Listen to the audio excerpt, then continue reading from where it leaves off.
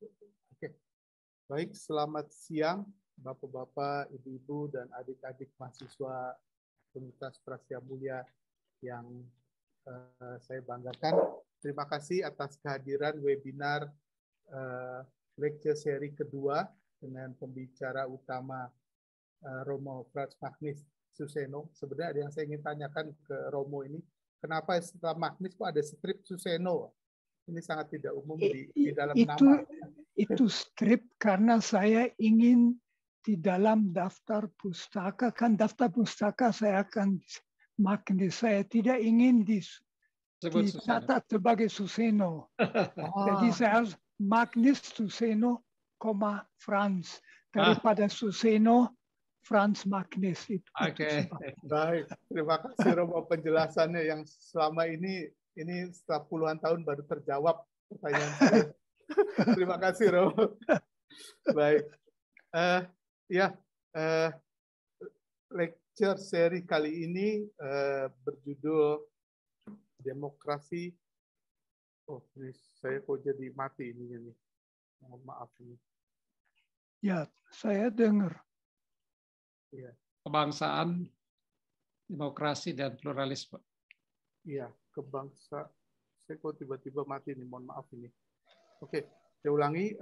Lecture series kedua kali ini yang diadakan oleh Pusat Studi Kebangsaan Indonesia Universitas Prasetya Mulia mengambil judul Kebangsaan, Demokrasi, dan Pluralisme dengan pembicara utama Romo Frans Magnus Suseno. Mungkin saya langsung bacakan riwayat hidup Romo Frans Magnus Suseno yang sangat singkat saja. Romo Profesor Dr. Frans Magnus Suseno, SY, adalah seorang rohaniwan yang lahir pada tahun 1936 di Jerman dan sejak 1961 sudah berada di Indonesia. Dan pada tahun 1977 telah menjadi warga negara Indonesia. Beliau belajar filsafat, teologi, dan teori politik di Pullach, Jerman, Jogja, dan München. Doktor filsafat dalam ilmu filsafat pada tahun 1973 diperoleh dari Universitas München dan sejak 1969 menjadi dosen tetap serta guru besar emeritus Sekolah Tinggi Filsafat Dri Yarkara di Jakarta. Itu profil singkat dari Romo Magnus. Lalu dalam webinar kali ini ada penanggap utama yaitu Bapak Dr. Hasan Wirayuda. Beliau adalah Menteri Dalam Negeri pada era Menteri Luar Negeri. Menteri Luar Negeri. Ini saya grogi sekali ini karena ada ujian saya Romo Frans Magnus Suseno. Iya, Pak Hasan, beliau adalah Menteri Luar Negeri pada era pemerintahan Bambang Susilo Yudhoyono. Mungkin Presiden Megawati. Dan Presiden Megawati. Mohon maaf Pak Hasan. Ya, mungkin acara langsung saja saya serahkan langsung kepada Romo Magnus untuk memberikan ulasan atau pemikiran berkenaan dengan kebangsaan, demokrasi, dan pluralisme. Waktu kami sediakan 40 menit untuk Romo Magnus. Silakan Romo. Baik, terima kasih. Jadi saya diminta memberi refleksi mengenai kebangsaan, demokrasi, pluralisme. Saya anggap 3 kata itu kata kunci bagi Indonesia, baik bagi keberhasilan maupun juga bagi ancaman bagi Indonesia kalau tidak berhasil. Jadi saya anggap ini tema yang sangat penting. Saya mau mengambil kebebasan untuk menempatkan 3 hal itu di dalam kerangka dulu tantangan yang dihadapi umat manusia. Saya, umat manusia sekarang dalam situasi yang semakin kritis, saya mau secara singkat mengangkat itu, lalu menempatkan Indonesia di dalam situasi ini, dan lalu kita akan bicara mengenai kebangsaan, demokrasi, dan pluralisme. Saya Indonesia 77 tahun merdeka dan berhasil melalui masa yang sangat kritis yang sekarang disebut reformasi 23 tahun yang lalu, di mana orang bilang jangan-jangan Indonesia mengalami seperti Uni Soviet dan Yugoslavia yang pecah, tidak dengan damai seperti yang kita lihat.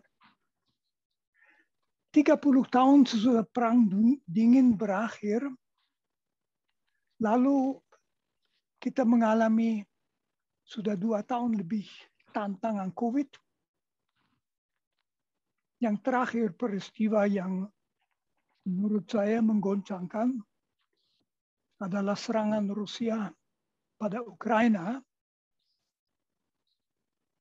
Saya sendiri menganggap tidak bisa terjadi bahwa suatu negara yang civilized, beradab seperti Rusia, begitu saja menyerang negara lain yang tidak memprovokasikan, sangat mengherankan. Bagi saya situasi ini menunjukkan bahwa ilusi bahwa umat manusia memasuki masa damai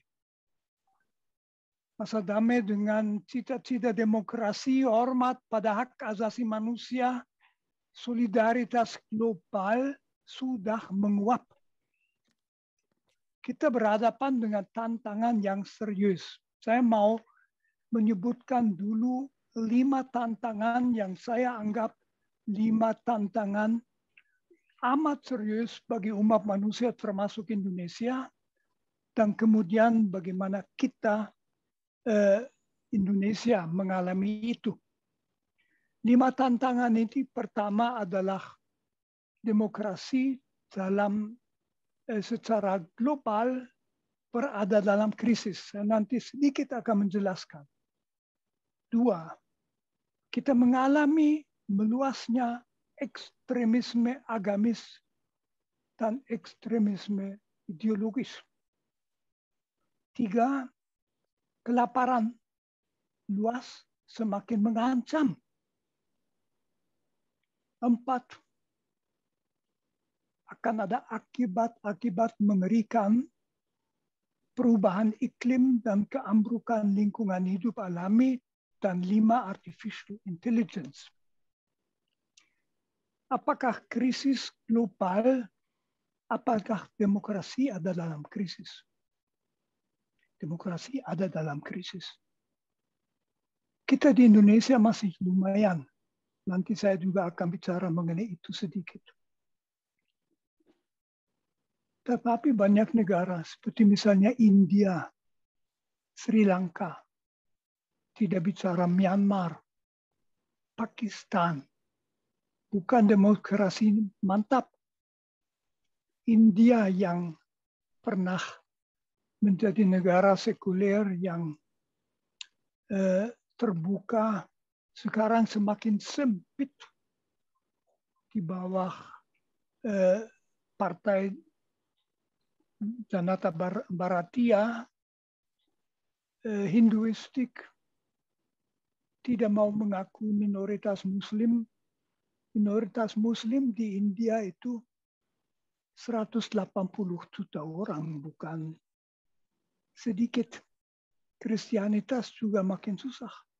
Pakistan. Di Afrika demokrasi itu gagal total. Itu suatu rawa korupsi, kekerasan. Timur Tengah tidak berhasil, yang pernah disebut Arab Spring kecuali barangkali di Tunisia gagal di mana-mana. Tidak hanya itu. Di negara-negara inti demokratis seperti Amerika Serikat, munculnya Donald Trump itu suatu gejala. Orang itu bukan seorang demokrat. Di Amerika Serikat sekarang 30% penduduk yakin bahwa yang menang pemilihan yang terakhir adalah Trump. Mereka bilang itu the steal, pencurian. Berarti 30% orang Amerika tidak lagi demokratis. Dulu demokrasi Amerika juga jalan, sekali yang memerintah itu republik, sekali demokrat, ada yang kalah, ada yang menang. Seperti kita di Indonesia di pemilihan umum selalu diterima baik. 30% orang Amerika yakin bahwa mereka dicurangi. Notabene menarik juga teman-teman, 30% itu kebanyakan orang bersenjata. Maksud saya bersenjata api. Karena di Amerika orang bisa punya senjata api dan Trump itu sangat mendukung bahwa orang Amerika itu orang yang boleh pegang pistol dan senapan. Di Jerman, situasi lain, demokrasi masih solid. Tapi sekitar 20% sudah merasa bahwa kami korban kecurangan, kebohongan. Sebagian itu orang aneh yang secara irasional menolak vaksinasi COVID. Orang mengikuti teori konspirasi yang aneh. Teori konspirasi paling terkenal adalah teori si Peanom, saya kira namanya, yang banyak diikuti di Amerika. Mereka yakin bahwa COVID itu adalah konspirasi orang Yahudi untuk menguasai dunia dan membuat obat dengan darah anak kecil. Itu bukan kepercayaan di hutan. Itu kepercayaan di New York, di Berlin, dan sebagainya. Mengagetkan itu. Orang yang merasa kami ini yang dicurangi, ini bukan lagi demokrasi dalam bahaya.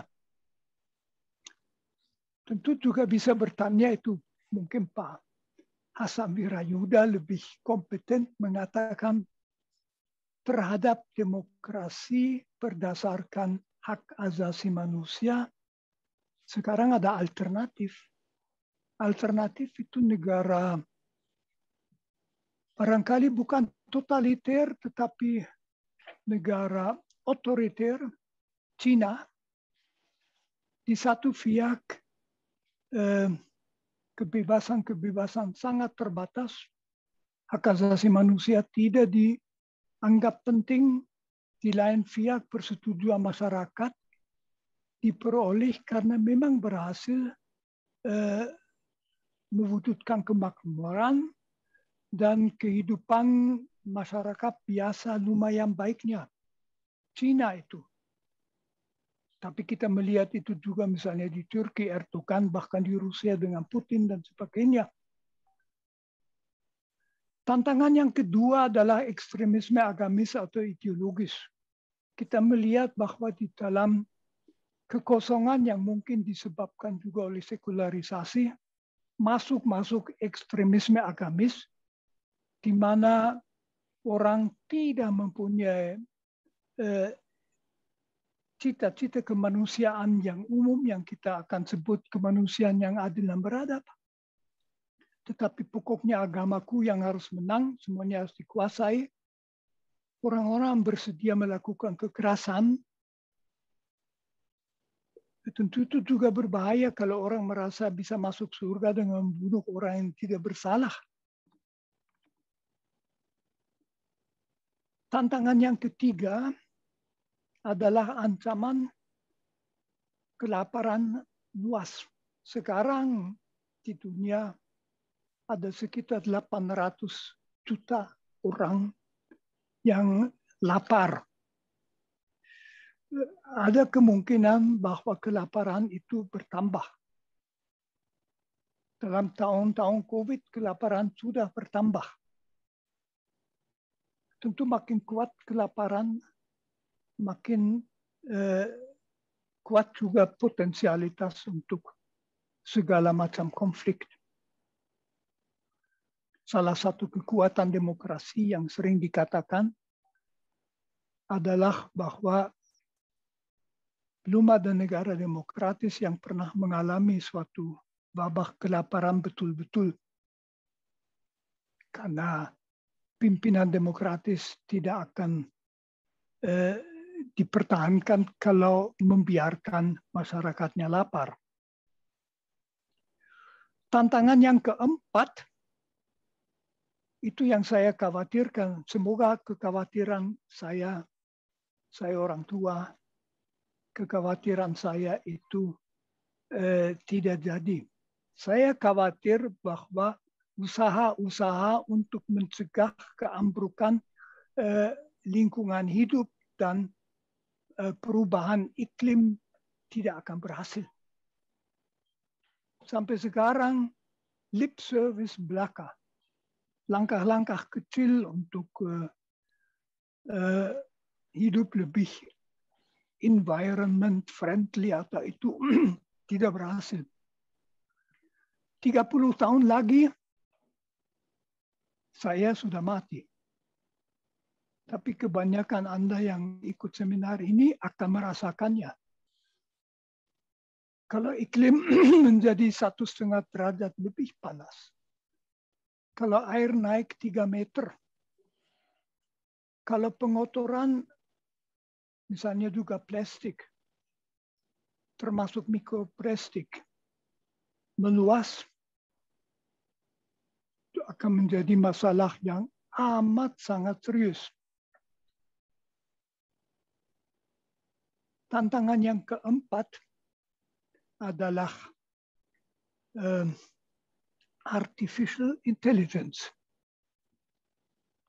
Saya bukan ahli artificial intelligence. Saya dapat buku yang amat menarik, buku dalam bahasa Jerman. Yang saya baca sedikit saya dapat dari buku ini. Orangnya namanya Roberto Szymanowski. Tetapi saya sebutkan saja sedikit. Yuval Noah Harari dalam bukunya 21 Lessons for the 21st Century menulis bahwa di tahun 2050 50%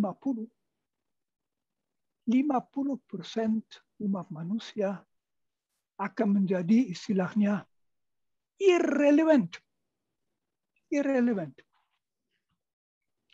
Di Indonesia itu akan berarti 140 juta orang irrelevant. Berarti apa? Apa mereka bisa makan atau tidak makan, marah atau tidak marah, hidup atau mati. Siapa yang peduli, tidak perlu dipedulikan, tidak perlu diperhitungkan, tidak akan diperhitungkan. Bayangkan. Karena tidak diperlukan lagi di dalam sistem industri yang akan datang. Manusia bisa tanpa mereka. Gawat itu.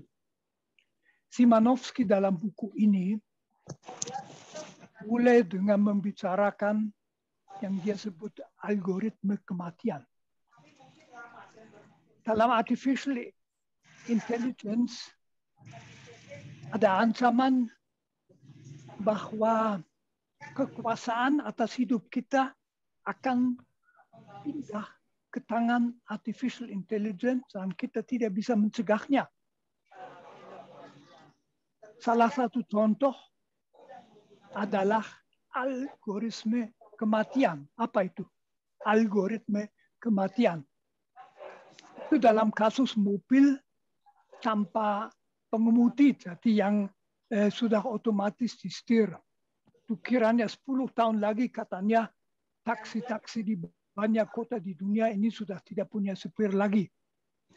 Jadi profesi taksi supir taksi itu tidak perlu. Nah, begini, bagaimana kalau mobil yang otomatis itu, mobil itu akan dibawa dengan sangat aman. Jadi kemungkinan kecelakaan akan sangat berkurang, itu jelas. Tapi bisa terjadi bahwa misalnya mendadak ada anak kecil lari ke tengah jalan. Sekarang mobil itu harus memutuskan. Ada 3 kemungkinan. Pertama, dia menabrak anak itu, anaknya mati. Kedua, dia belok setir ke kiri, dia akan nabrak 3 orang dewasa, laki-laki dan perempuan di pinggir jalan yang akan mati. Anaknya hidup. Atau dia panting setir ke kanan, dia menabrak tembok, yang mati 3 orang yang duduk di dalam mobil ini. Sekarang sudah dipikirkan bagaimana ini harus diputuskan.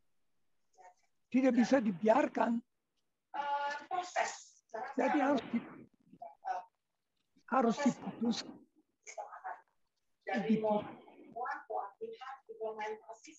Ini ada yang ikut bicara itu gimana itu?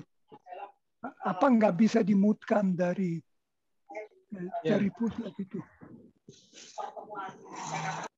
Nah ini, kita akan masuk ke dalam situasi di mana kita lagi tidak memutuskan tentang diri kita sendiri. Bagaimana kita menghadapi 5 tantangan ini?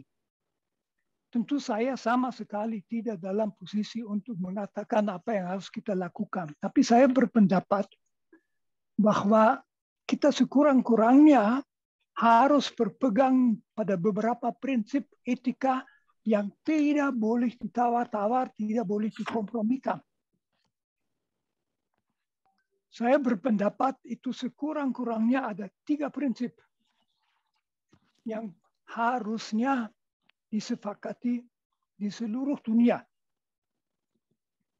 Yang pertama, penolakan mutlak terhadap perang untuk memecahkan masalah. Perang tidak boleh. Jadi misalnya seperti perang serangan Rusia untuk menundukkan Ukraina. Harus ada kesepakatan kita memecahkan masalah di antara kita tidak dengan perang. Kedua, perlu ada kesepakatan di semua level bahwa kita harus menghapus kelaparan di dunia. Sekarang saja itu sudah mungkin. Tetapi hanya kalau mereka semua kerja.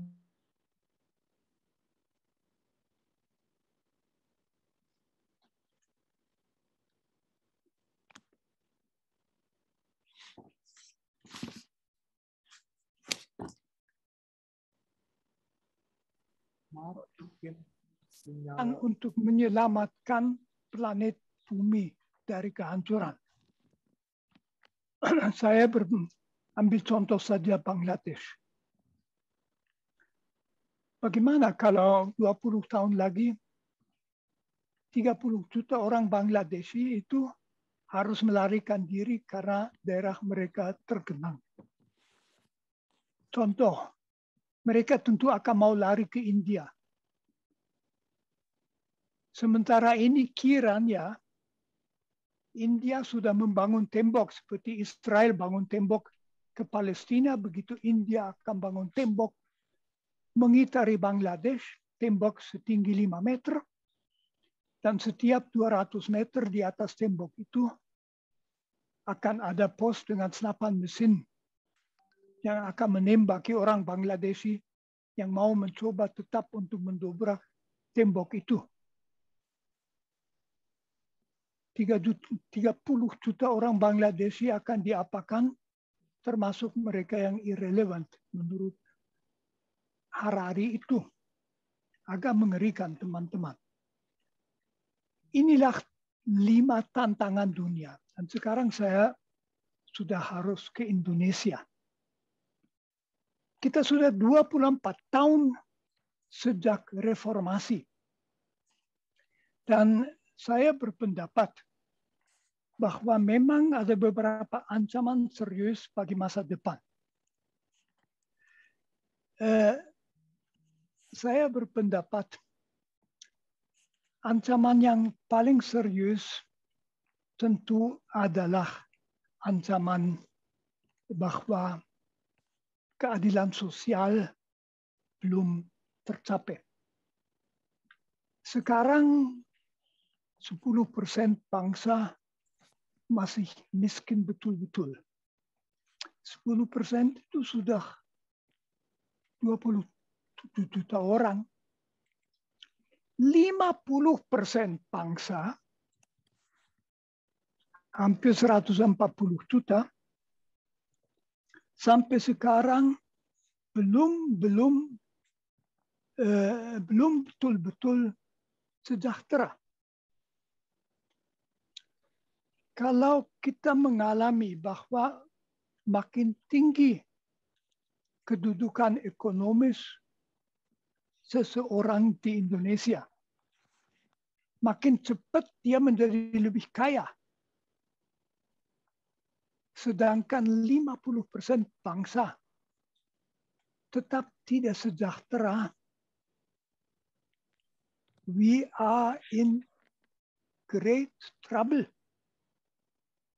Bangsa akan pecah secara vertikal. Populisme yang hidup dari perasaan kami ini jadi korban, kami ini dilalaikan, kami ini objek pencurian orang lain akan bertambah. Jadi sangat serius tantangan bahwa orang belum betul-betul sejahtera.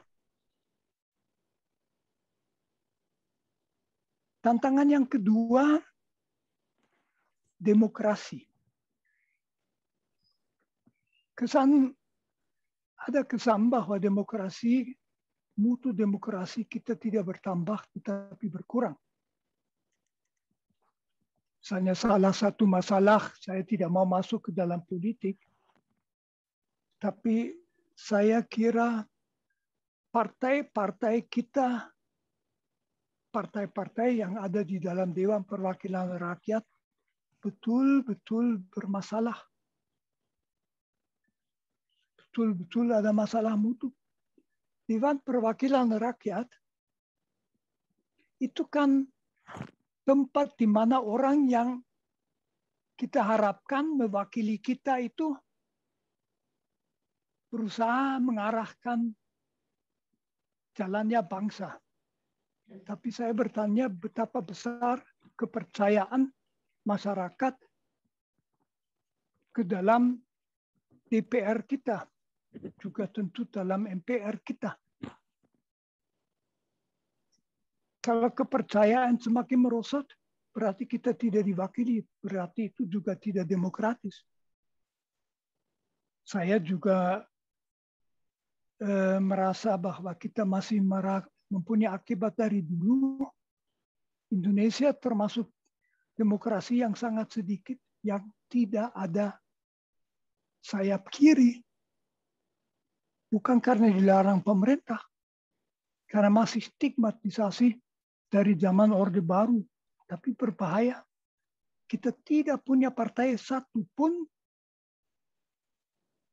yang merasa dipanggil untuk membela orang kecil. Dari semua partai yang ada di DPR, tidak ada. Di mana bisa dikatakan seorang buruh akan memilih partai itu. Seorang petani kecil akan memilih partai itu. Orang nelayan memilih partai itu. Tidak ada itu. Itu masalah bagi kita. Tambah pula, ya demokrasi kita itu bisa digerogoti oleh gejala populisme. Populisme di Indonesia menurut saya belum mempunyai intensitas ketajaman jadi seriusitas seperti di negara lain itu. Tetapi kita harus hati-hati. Misalnya sesudah pemilihan presiden tahun 2019, kita mengalami beberapa minggu di mana bangsa sepertinya terpecah belah. Untung kemudian terjadi jadi perbedaan total antara dua calon, Pak Jokowi dengan Pak Prabowo, itu bisa diatasi. Tapi semula ada kesan mirip dengan di Amerika Serikat. Jangan-jangan ada pencurian hasil pemilihan. Kalau itu terjadi, ya habis. Begitu juga misalnya kalau kita melihat, kalau saya boleh menyebutkan itu, siapa yang memilih Joko Widodo, siapa yang memilih Prabowo. Bahwa ada yang memilih Pak Joko Widodo dan ada yang memilih Prabowo, itu normal. Itu demokratis. Itu boleh. Tapi saya pernah baca itu, yang memilih Joko Widodo itu pertama kaum nasionalis, kedua kaum non-Muslim, ketiga Muslim Jawa. Yang memilih Pak Prabowo adalah Muslim non-Jawa. Itu tidak sehat. Mesti dipilih karena yang satu merasa lebih baik dipimpin oleh Pak Jokowi, atau ada yang merasa, wah, lebih baik Prabowo yang memimpin. Itu demokratis. Tapi kalau itu menurut latar belakang ideologis, bisa mengancam persatuan bangsa. Ya, perpecahan itu dalam arti ini sudah tidak ada. Tentu saja juga tidak segala hal yang populistis itu. Saya punya pengalaman yang bagi saya lucu, saya kira 3 tahun yang lalu. Ada demonstrasi besar di depan istana oleh, bukan yang pertama, oleh 212 ya. Nah, saya siang itu harus ke Departemen Agama. Saya naik taksi. Saya dengan taksi ke Medan Merdeka Selatan. Waktu taksi kami di situ, demonstrasi udah bubar. Orang pada pulang ke arah Gambir. Akhirnya taksi tidak bisa bergerak lagi. Saking banyaknya orang. Saya bayar supir taksi. Saya turun dari taksi karena saya harus ke Departemen Agama. Saya jalan melawan arus. Arus orang-orang itu dari demonstrasi itu. Saya belum jalan 5 menit. Ada orang bilang, Romo, foto. Foto. Lalu saya terus-menerus oleh orang-orang yang datang dari demonstrasi 212 diminta foto. Foto dengan saya. Saya merasa tentram, aman dengan orang-orang itu. Itu orang-orang yang tidak mengancam, orang-orang yang baik yang juga sedikit mengantar saya supaya saya bisa jalan melawan arus itu. Itu saya ceritakan sebagai pengalaman yang positif. Jadi di Indonesia itu masih banyak, tetapi kita harus hati-hati. Nah, Pancasila. Sekarang saya justru mau sebentar masuk hal Pancasila itu kebangsaan Indonesia. Kan kebangsaan Indonesia itu sebetulnya sesuatu yang amat mengagumkan. Bagaimana mungkin bahwa komunitas-komunitas etnik, budaya, agama yang begitu macam di wilayah Nusantara itu sampai merasa kita bangsa Indonesia. Perasaan itu sudah tercetus, jadi sudah ada dalam Sumpah Pemuda tahun 1928.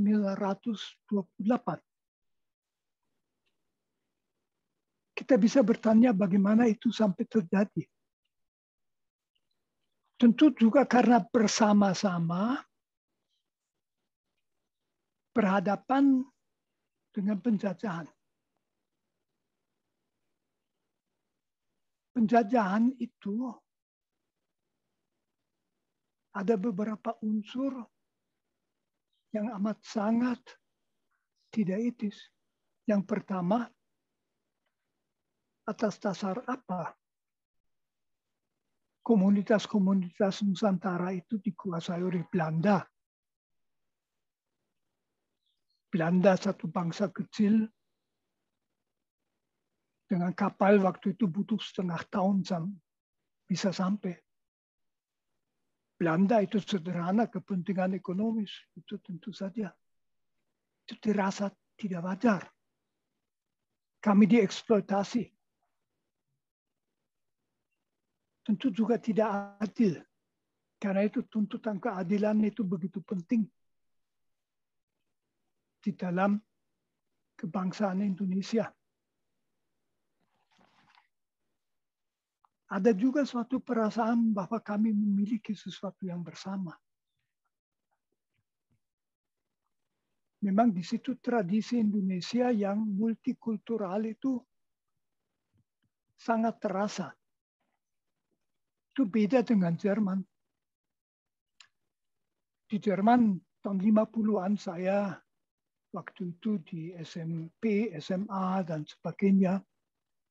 Di Jerman yang ada hanya orang Jerman. Ada perbedaan dialek antara Bavaria, Schwäbisch, Jerman Utara, dan sebagainya. Tetapi nggak ada orang bukan Jerman. Jadi Jerman sama sekali monokultural, tidak biasa. Dan kemudian mengalami kesulitan waktu ada pendatang datang. Indonesia tidak. Indonesia orang bahkan di pedalaman tahu bahwa tidak begitu jauh. Ada orang yang masih termasuk masyarakat sendiri, bahasa lain, adat lain, mungkin keagamaan lain. Nah, di situ kita melihat mengapa kemudian Pancasila menjadi kunci persatuan. Karena Indonesia berhasil membuat sesuatu yang di banyak negara lain di dunia tidak berhasil diciptakan. Indonesia mewujudkan sebuah identitas Indonesia. Waktu Bung Karno dan Bung Hatta memproklamasikan Indonesia merdeka yang sebetulnya masih di tangan Jepang. Ternyata orang-orang Indonesia itu bangga. Kita melihat foto-foto kuno dari tahun 40-an. Masih ada laki-laki dengan celana pendek. Celana pendek tetapi bangga bahwa mereka Indonesia. Nah, kebanggaan itu berhasil karena Indonesia berhasil mewujudkan sesuatu yang banyak negara lain tidak bisa.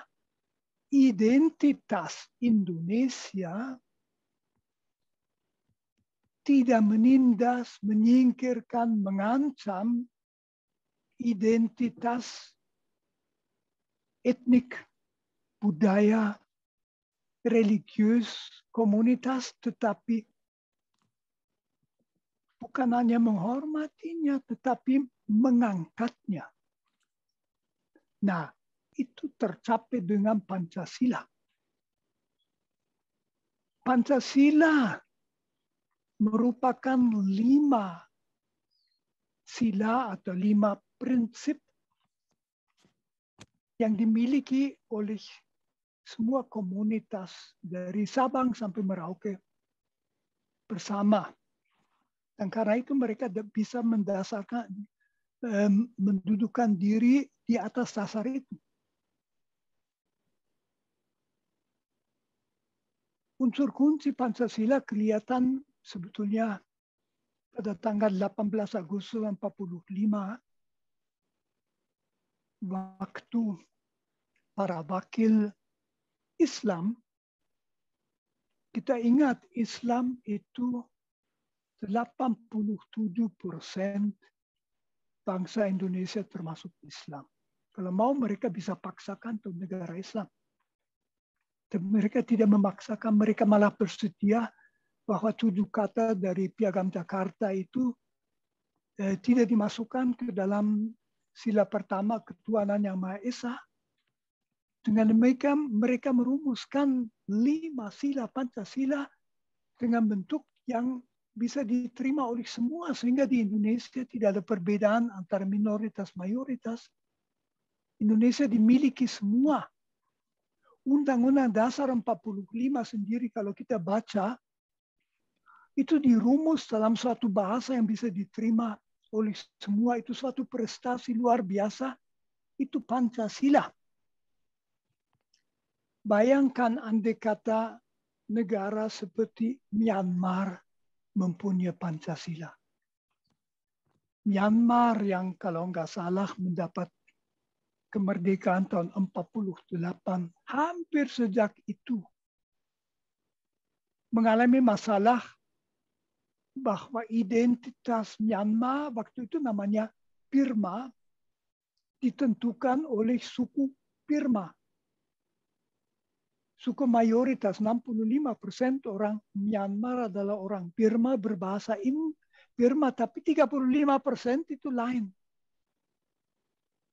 Memang jauh kemudian nama Burma diganti Myanmar, tapi tetap kesukuan, bahasa, dan juga agama mayoritas itu yang berkuasa. Dan sejak itu tidak pernah damai. Tetapi di Indonesia itu damai.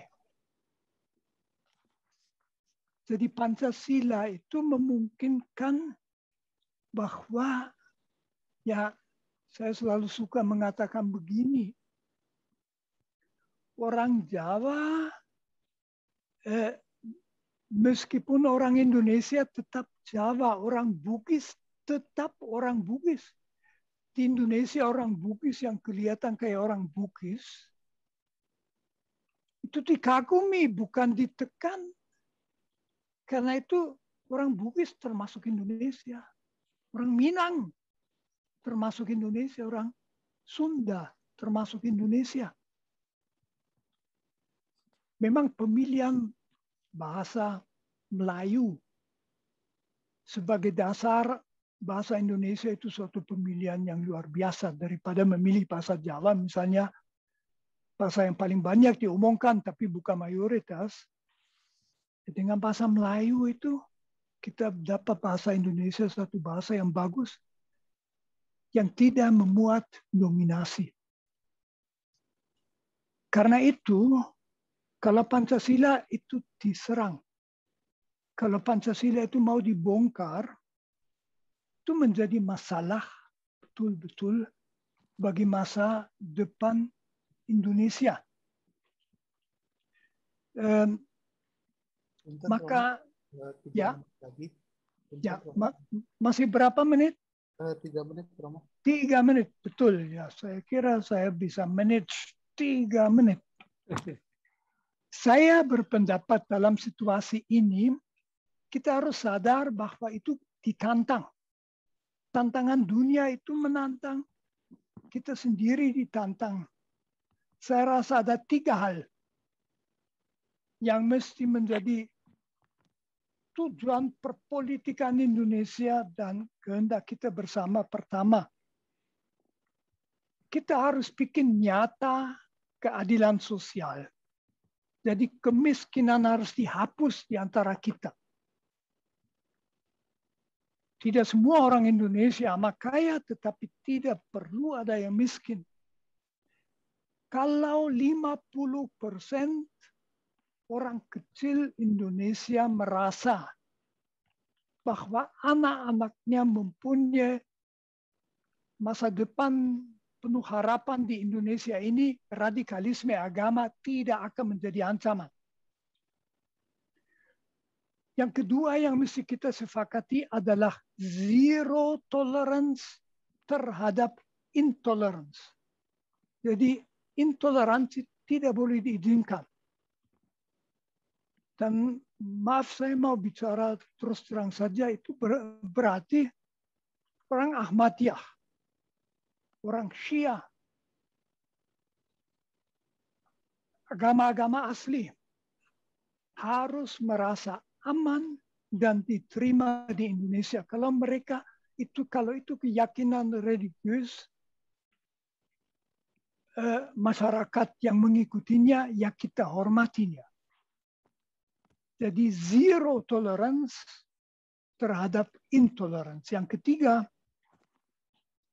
kita wajib menyelamatkan lingkungan alami kita, mencegah malapetaka keambrokan iklim dan natural environment, di mana kita hampir belum berbuat apa-apa yang nyata, hanya lip service. Jadi saya ulangi, penghapusan kemiskinan dan pewujudan keadilan sosial, zero tolerance terhadap intolerance, dan kita wajib menyelamatkan lingkungan alami kita, dan mulai sekarang juga. Terima kasih. Terima kasih banyak Romo atas tausiahnya siang ini. Itu sangat luar biasa sekali. Pertama-tama saya mendengar tausiah Romo ini agak pesimis tentang Indonesia. Saya langsung ciut, kok Indonesia seperti ini gitu. Tapi di akhir tausiah Romo itu lalu muncul optimisme yang sangat membanggakan Indonesia. Bagaimana Romo misalnya mengambil contoh bahwa di tengah lingkungan 212 yang sedang berdemo, banyak sekali umat 212 ini yang justru minta selfie dan memberikan perlindungan pada Romo. Itu luar biasa sekali. Mungkin socio-culture umat Indonesia lah, masyarakat Indonesia lah yang mungkin agak unik untuk menghadapi tantangan yang di awal-awal Romo katakan. Begitu juga di akhir sesi tadi Romo juga menyebutkan tentang indahnya keberagaman tentang sidang BPUPKI. Nah, ini Pak Hasan sangat sering menceritakan tentang betapa indahnya toleransi dalam sidang-sidang BPUPKI, di mana mayoritas Muslim mau menerima dan tidak memaksakan kehendaknya. Ini Pak Hasan juga sangat ingin sekali membuat simulasi tentang sidang BPUPKI untuk menggambarkan toleransi yang ada di Indonesia. Untuk selanjutnya, mungkin Pak Hasan, Dr. Hasan, kami akan memberi tanggapan, tapi sebelumnya saya akan membacakan sedikit CV tentang Dr. Muhammad Hasan. Dr. Hasan Wirayuda adalah Menteri Luar Negeri Republik Indonesia pada tahun 2001 sampai dengan 2009. Juga beliau adalah anggota Dewan Pertimbangan Presiden pada tahun 2010 sampai dengan 2014. Sebagai diplomat, Dr. Hasan Wirayuda pernah menjabat sebagai Duta Besar Republik Indonesia untuk Mesir pada tahun 1997 sampai dengan 1998, Duta Besar dan Wakil Tetap Republik Indonesia untuk PBB dan organisasi internasional lainnya di Jenewa pada tahun 1998 sampai tahun 2000. Pada saat ini, Dr. Hasan Wirayuda menjabat sebagai Ketua Pusat Studi Kebangsaan Universitas Prastia Mulia. Waktu dan tempat kami berikan pada Dr. Hasan Wirayuda untuk memberikan tanggapan. Silakan. Waktu 15 menit, Pak Hasan. Terima kasih. Bapak Mahendra Kusuma Putra, selaku moderator, yang saya sangat hormati Bapak Profesor Dr. Frans Magni Suseno, para mahasiswa, para pengajar dan mahasiswa yang saya banggakan. Satu kehormatan bagi saya untuk menjadi penanggap dari kuliah yang telah disampaikan oleh Bapak Profesor Dr. Frans Magni Suseno. Saya kenal beliau 40 tahun lalu. Secara kebetulan kami bersama menjadi pembicara pada seminar LIPI. Beliau pembicara pertama dan saya menjadi pembicara kedua, sehingga saya tentang masalah hak asasi manusia. Selesai presentasi saya, Romo Magnis bertanya, Pak Hasan dari NGO mana? Saya jawab bahwa saya dari NGO Departemen Luar Negeri. Beliau tidak menyampaikan mengapa beliau bertanya demikian, tapi saya kira, saya duga pandangan-pandangan saya yang kritis pada waktu itu tentang situasi hak asasi pada masa pemerintahan Orde Baru. Jadi senang sekali, Romo, saya dapat bertemu pada forum bersama sore hari ini, berbicara tentang masalah-masalah yang berkaitan dengan kebangsaan, demokrasi, dan pluralisme. Luar biasa presentasi Romo yang menampilkan kepada kita 5 tantangan besar bagi dunia yang sedang dihadapi, tapi juga tidak kurang bagi Indonesia. Demokrasi, ekstremisme, kelaparan atau kemiskinan, kemudian masalah lingkungan hidup, khususnya akibat dari perubahan iklim, dan artificial intelligence.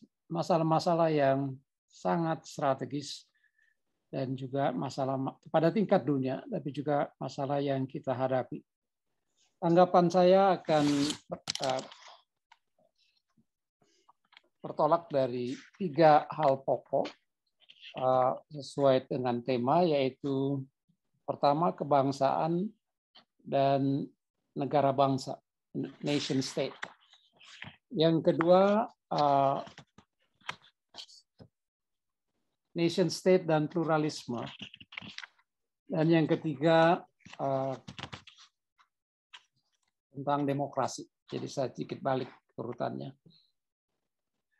Dengan proklamasi 17 Agustus tahun 1945, tentunya lahir secara bersamaan bangsa Indonesia dan nation state Indonesia. Ikrar atau Sumpah Para Pemuda 28 Oktober 1948 untuk antara lain berbangsa satu, bangsa Indonesia, itu diwujudkan secara harfiah dalam proklamasi kami bangsa Indonesia.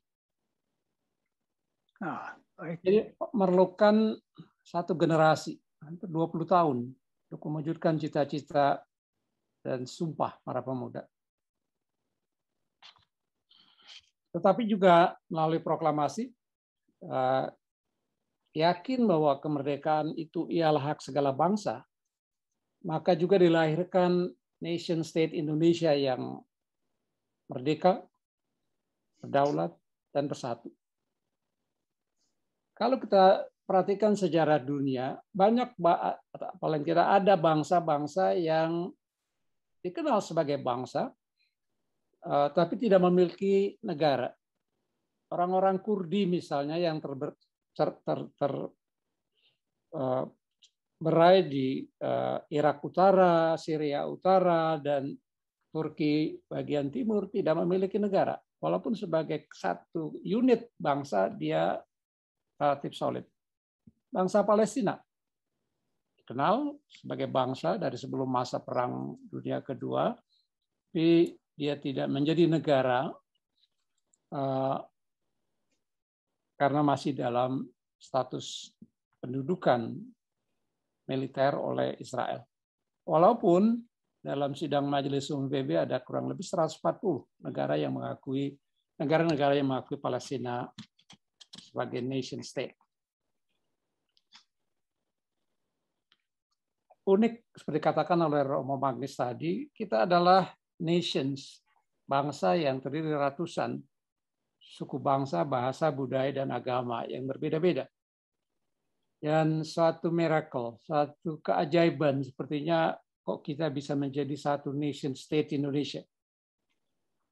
Pengalaman hidup dalam masa penjajahan 350 tahun dan kehendak untuk bersatu disertai dengan kesadaran tentang tanah air sebagai tumpah darah, tempat di mana kita dilahirkan atau kecintaan pada bumi Indonesia, itulah yang menjadikan mengikat kita. Dan tentunya seperti dirumuskan secara cantik dalam pembukaan Undang-Undang Dasar, berkat rahmat Allah yang Maha Kuasa, kita tidak lepas memanjatkan puji dan syukur atas sesuatu yang luar biasa, yang seperti miracle, tapi jadi sumpah, jadi adanya bangsa dan negara atau nation state Indonesia.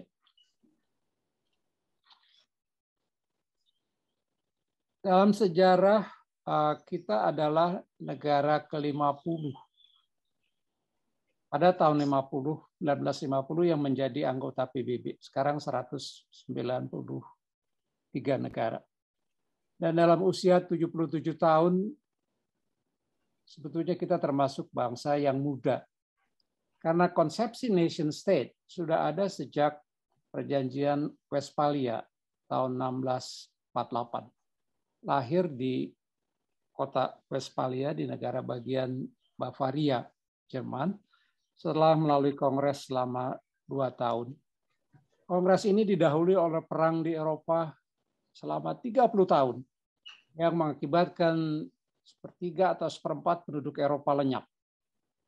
Nah, kita ketahui dalam sejarah Kekaisaran Tata Suci Romawi runtuh, dan karena itu Eropa terpecah menjadi satuan-satuan kecil, negara kota yang berdasarkan pada etnik dan agama.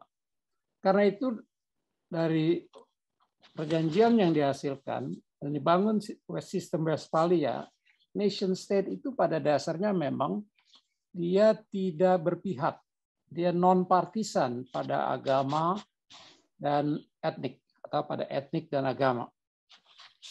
Jadi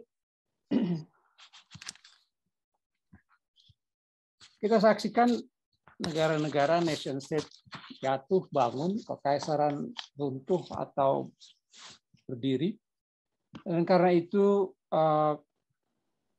utamanya akibat perang.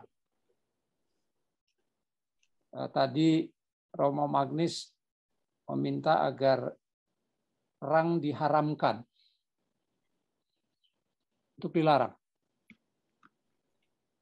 Sebetulnya dalam sistem dunia berdasarkan piagam PBB, war is forbidden, kecuali untuk self-defense, bela diri. Tapi kita ketahui, seperti kita saksikan hari-hari ini, negara-negara kekuatan militer besar, anggota tetap Dewan Keamanan, mereka bisa mengecualikan diri dari aturan permainan bersama.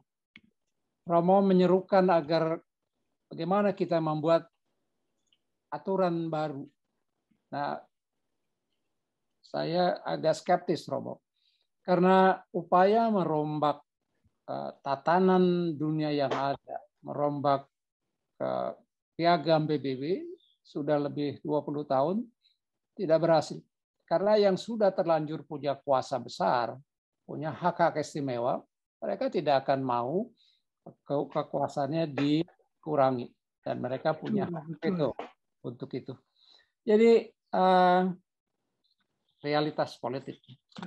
Karena itu, kita saksikan Rusia yang melakukan agresi militer, invasi militer terhadap Ukraina, yang sama sekali menegasi kedaulatan, keutuhan wilayah negara tetangganya.